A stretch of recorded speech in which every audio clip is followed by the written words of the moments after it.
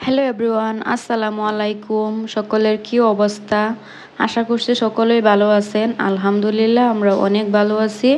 নতুন একটা ভিডিওতে আপনাদের সকলকে জানাচ্ছি ওয়েলকাম। এই যে সকালে গিয়ে আপনাদের ভাইয়া মার্কেট করে নিয়ে আসছে, এখানে কিছু মাছ আনছে। তো আমি মাছগুলো প্রথমে লবণ দিয়ে মাখিয়ে রেখেছি, আর এই যে এখানে আমি ভাতটা বসিয়ে দিলাম।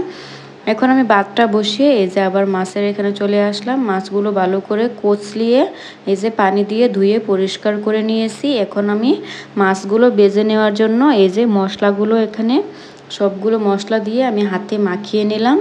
এই যে এখন মাছগুলো দিয়ে আমি ভালো করে হাতে মাখিয়ে কিছুক্ষণের জন্য রেখে দেব। তো এই যে দেখেন কিছুক্ষণের জন্য আমি এখন রেখে দেব। তারপর এই যে আমি পেঁয়াজগুলো কুচি করে কেটে নিয়েছি। এখন এই যে এখানে তাওয়াটা বসিয়ে দিলাম মাছগুলো ভাজি করার জন্য। আর এই যে দেখেন মাছগুলো আমি কিন্তু দিয়ে দিছি। মাছগুলো চুলার উপর বসিয়ে আমি এখানে এই যে তরকারিগুলো কাটবো।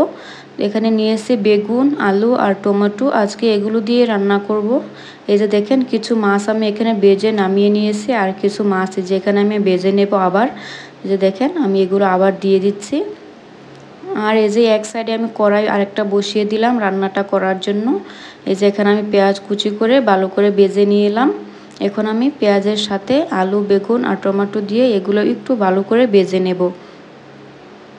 তো এই যে এখন আমি মশলাগুলোও দিয়ে দিতেছি। এখন আমি হলুদ গুঁড়া, মরিচের গুঁড়া, লবণ, জিরের গুঁড়া সব গুঁড়ো মশলা দিয়ে একটু ভালো করে কষিয়ে এখানে পানি দিয়ে আমি আবারও আরেকটু কষিয়ে নেব। যে দেখেন পরিমাণ মতো মানে একটু পানি দিলাম। এগুলো কষানি হয়ে গেলে আবার আরেকটু পানি দিব, মানে পরিমাণ মতো ঝোলটা দিয়ে দেব। তো এই যে দেখেন আমার কিন্তু কষানো হয়ে গিয়েছে। এখন পরিমাণ মতো মানে যতটুকু পানি আমার রান্না করা লাগবে আমি অতটুকু পানি দিয়ে দিব। এই যে দেখেন পানিটা দিয়ে দিলাম আমি এখানে।